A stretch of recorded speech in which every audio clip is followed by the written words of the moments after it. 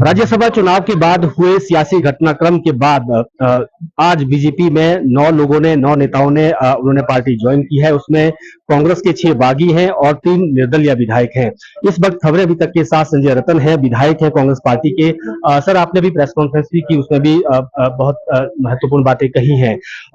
क्या लगता है आपको कि जो ये स्थिति बनी आज कि पार्टी छोड़ने की नौबत आ गई और सरकार को अस्थिर करने की कोशिश हुई, कहाँ कमियां सरकार में रही और क्या दूसरों की मंशा इसमें लगती है? देखिए, उनकी ये व्यक्तिगत मंशा हो सकती है, उम्मीदें हो सकती हैं उनकी, क्योंकि जब विधायक बनता है तो विधायक की उम्मीद होती है कि मैं मंत्री बनूं, मंत्री की उम्मीद होती है मैं मुख्यमंत्री बनूं।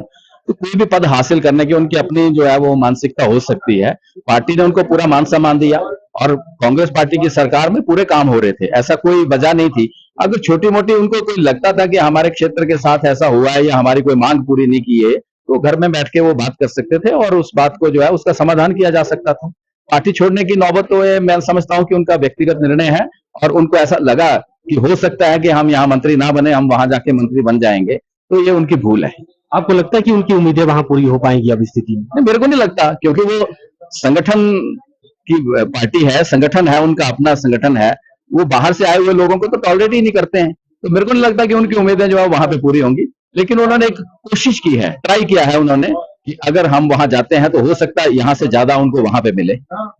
अभी क्योंकि अब लग रहा है कि 9 चुनाव होने हैं, तो ऐसी स्थिति में क्या कांग्रेस सरकार स्थिर है? कांग्रेस को उम्मीदें हैं कि हम उन सीटों को जीत पाएंगे, जो 40 का आंकड़ा भी था उसको भी पार कर पाएंगे? बिल्कुल करेंगे। कांग्रेस पार्टी संगठित होकर चुनाव लड़ेगी और आप देखेंगे आने वाले समय में जब भी चुनाव होगा, अभी तो 6 का ही है, 3 का तो रेजिग्नेशन एक्सेप्ट होना है। भले ही उन्होंने भारतीय जनता पार्टी ज्वाइन कर ली है, लेकिन अभी स्पीकर को उन्होंने रेजिग्नेशन दिया है। एक्सेप्ट होता है नहीं होता है वो स्पीकर के ऊपर डिपेंड करता है, लेकिन अगर होता भी है तो 9 के 9 चुनाव लड़ने के लिए कांग्रेस पार्टी बिल्कुल तैयार है और कांग्रेस पार्टी जीतेगी।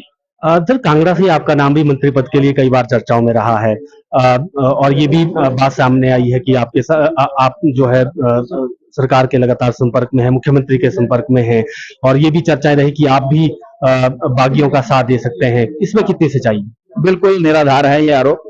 मैं मुख्यमंत्री के साथ था, हूं और रहूंगा। मैं कांग्रेस पार्टी का सच्चा सिपाही हूं और मैंने पहले कहा कि मैं स्वतंत्रता सेनानी परिवार से आता हूं और मैंने जो है वो बचपन से कांग्रेस पार्टी के साथ काम किया है, एनएसयूआई में काम किया है, युवा कांग्रेस में काम किया है, कांग्रेस में काम किया है। ये प्रश्न पैदा नहीं होता।